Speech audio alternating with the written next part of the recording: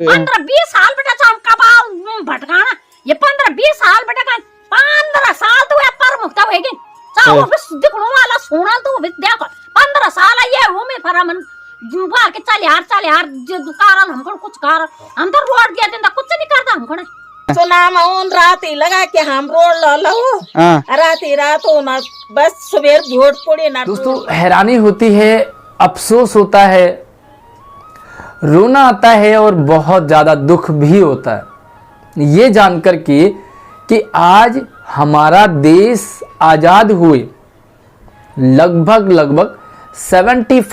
75 साल हो गए, लेकिन दुर्भाग्य हमारे देश का कि 75 साल आज़ादी के बावजूद भी हमारे देश भारत की स्थिति दयनीय है, बहुत ही खराब है।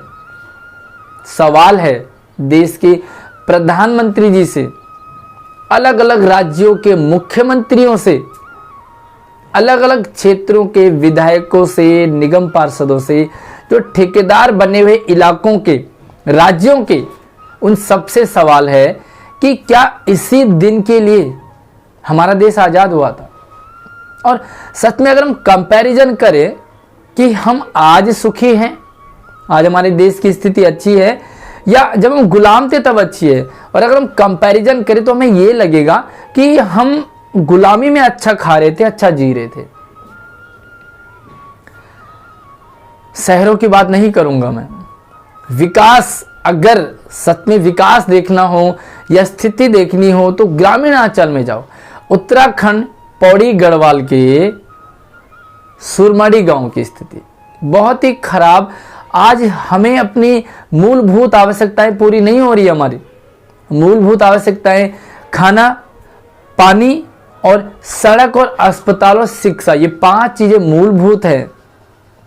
खाने के लिए जैसे तैसे उत्तराखंड गांव पहाड़ों में खेती हो रही होती है, पानी भी लगभग चल रहा होता है, काफ़ी सारे गांव में नहीं है। लेकिन सबसे मेन चीज़ है जो कि सरकार की जिम्मेदारी है वो है एजुकेशन, हॉस्पिटल और सड़क। लेकिन सुरमाड़ी गांव की स्थिति ऐसी है, इतनी खराब है कि जहां पर अगर कोई आदमी बीमार पड़ जाए तो अस्पताल तक पहुंचाने से पहले ही आदमी दम तोड़ जाए।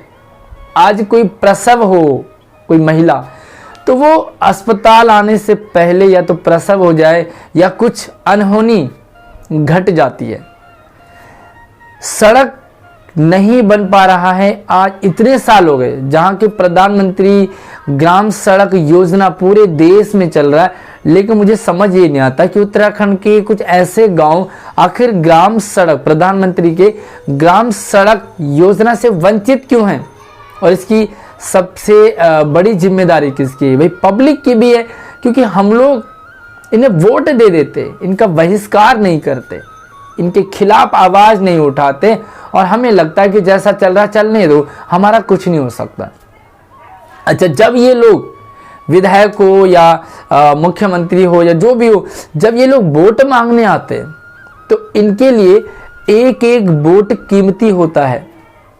लेकिन जब ये जीत जाते हैं, ये चुनाव खत्म हो जाते हैं, तो तब इनका स्टेटमेंट बदल जाता है, और तब इनका कहना होता है कि फलाने गांव में तो 1 लोग है, 2 लोग है, 4 लोग है, 4 परिवार है, बहुत कम लोग है, वहाँ ये सुविधा नहीं मिल सकती, वहाँ वो सुविधाएं नहीं मिल सकती। अरे भैया, जब सुविधाएं आपने नहीं देनी है तो वोट मांगने क्यों जाते हो? छोड़ दो उस गांव को, या तो अपने हवाले छोड़ दो, वो अपने आप जी लेंगे। जब आप वोट मांगने जाते हो तो आप बड़े बड़े सपने, बड़े बड़े वादे करके आ जाते हो। तो एक इस आस में जी रहा होता है उत्तराखंड पहाड़ों का वो पहाड़ों के लोग कि भैया हमारे पास फलाना विधायक आया, उसने हमारी समस्याओं को सुना है, और हमें लगता है कि वो जिताएगा या जीतने के बाद वो कुछ करेगा, लेकिन होता कुछ नहीं है। दोस्तों, ये वीडियो देखो आप एक बार, और इस वीडियो में आपको वो सच्चाई नजर आ जाएगी, सच में आपके रोंगटे खड़े हो जाएंगे।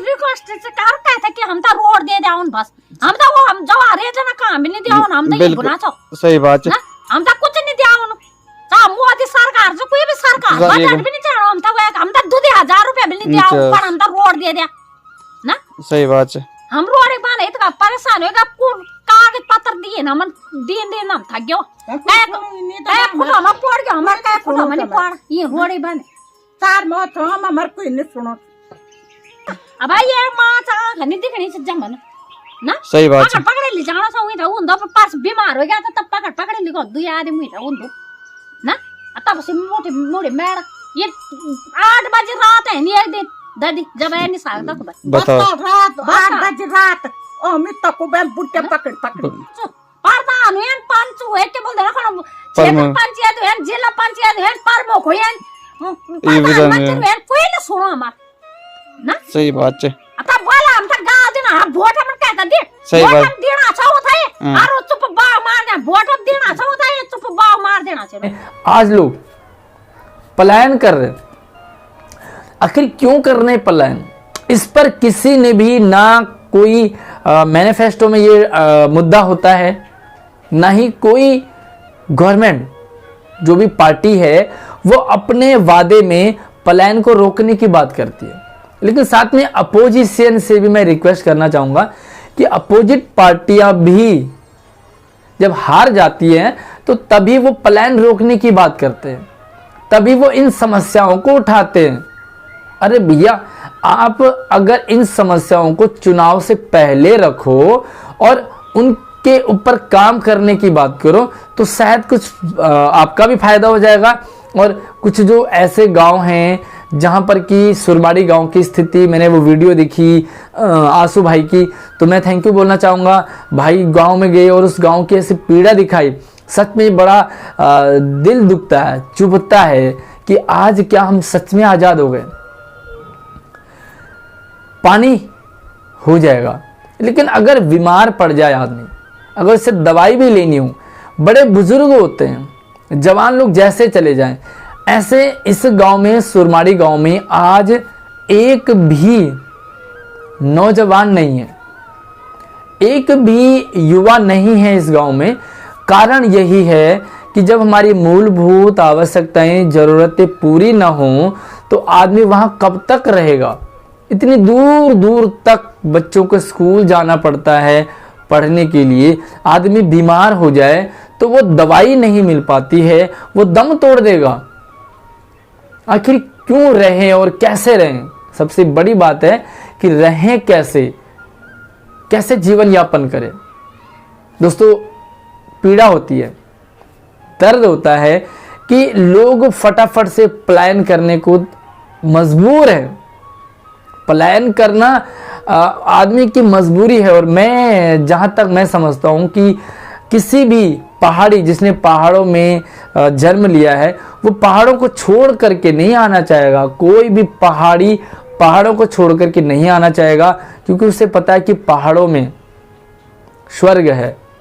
लेकिन मजबूरी है कि जब पेट में कुछ जाए ना, ऐसी समस्याएं हों, बच्चों को पढ़ने के लिए स्कूल ना मिले, अस्पताल ना मिले, तो और ऑप्शन ही क्या होता है। तो आप अपने सुझाव, अपने विचार जरूर रखें। लेकिन रिक्वेस्ट है आपसे कि आप इस वीडियो को शेयर करें ज़्यादा से ज़्यादा, ताकि सरकार तक पहुँचे और चुनाव से पहले अपनी पावर दिखानी है।